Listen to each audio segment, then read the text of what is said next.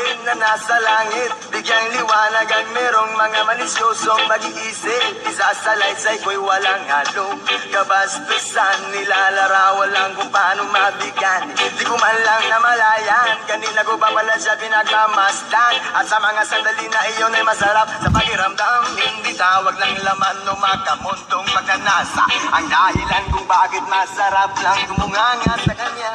At managinip ng gising, kunwari naglakas loob bakong siya ay imbitahin at siya'y pumayag naman sa aking hilig. At sa bahay kami nag-jamming. Oh baby, huwag ka munang umalis please.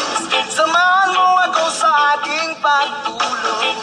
Yayagapin lang kita, pero walang halong malisya. Oh baby, huwag ka munang umalis please. Relax ka lang at sindihan mo na ang pampagana.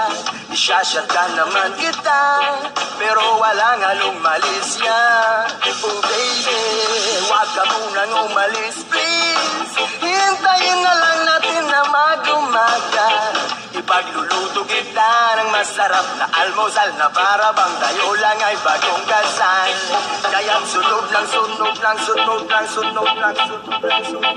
Sinusundan ko siya, pero walang halong malisya. Gusto ko lang malaman kung saan siya nakatira. Stalker ang dating, pero bahala na.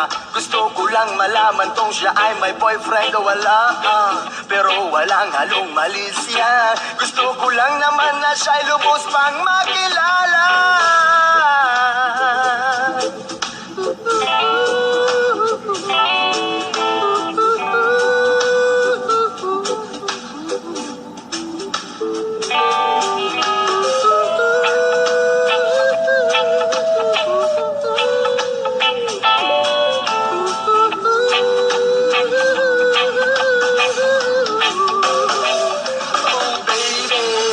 Ka munang umalis please.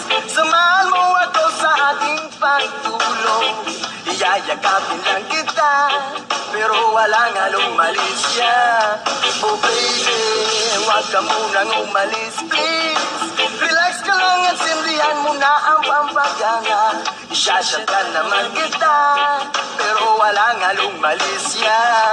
Oh baby, huwag ka munang umalis please.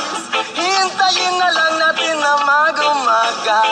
Ipagluluto kita ng masarap na almusal na para bang tayo lang ay bagong kasal. Oh baby,